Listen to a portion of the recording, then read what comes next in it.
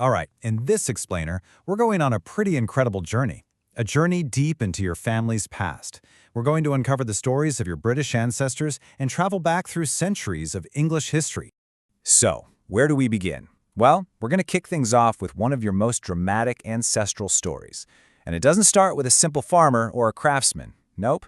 It starts with a member of the English gentry, a man born into immense privilege who was willing to risk it all for what he believed in. To really understand the world they came from, we first have to meet the people who made that life-changing decision to leave it behind.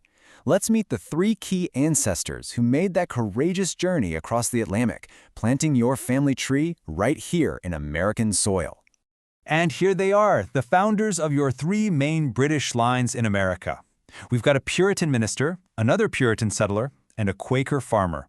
Each one arrived in a different century for slightly different reasons, but they were all searching for a new beginning. Okay, so let's hop in our historical time machine. We're crossing the Atlantic and going back in time to see the world your Bulkley ancestors left behind.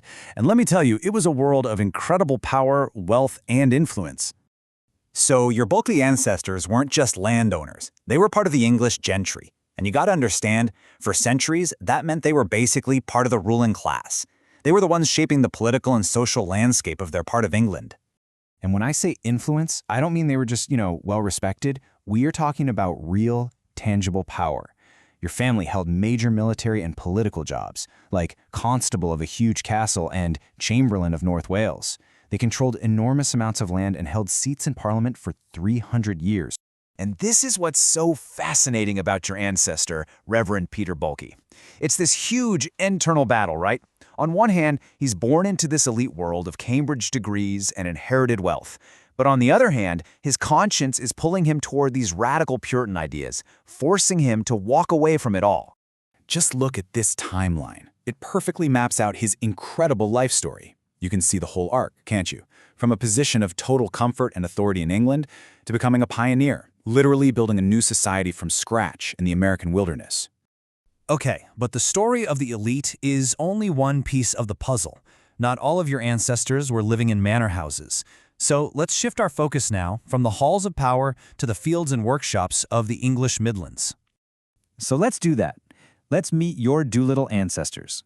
Their story paints a very different, but just as foundational picture of your family's heritage. So your ancestor Humphrey Doolittle was described as a husbandman. Now, what does that mean? Well, it's not just a fancy word for a farmhand. A husbandman was an independent farmer, a man of some standing in his community who either owned or rented the land he worked himself.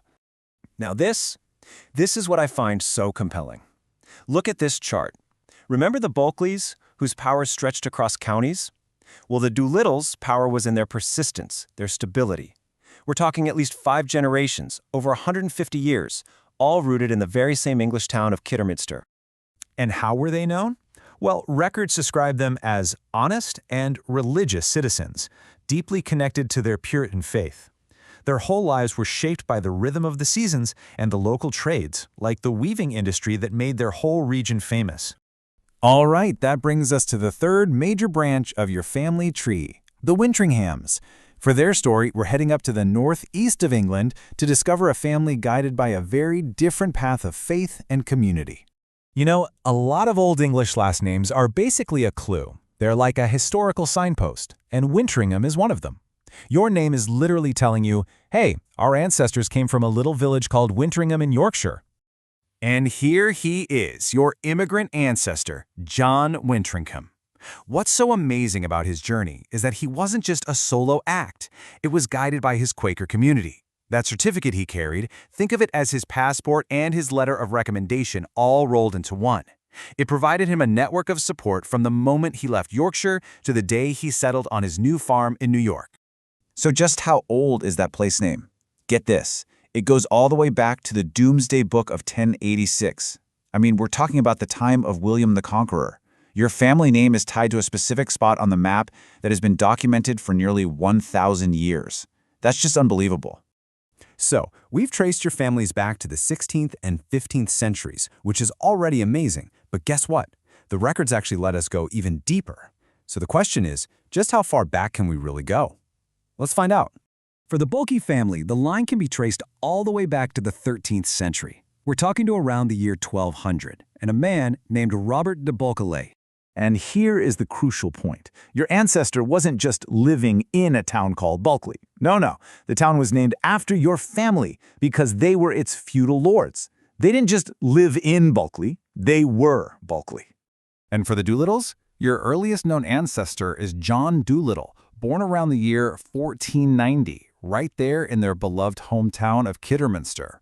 Now just stop and think about what that means.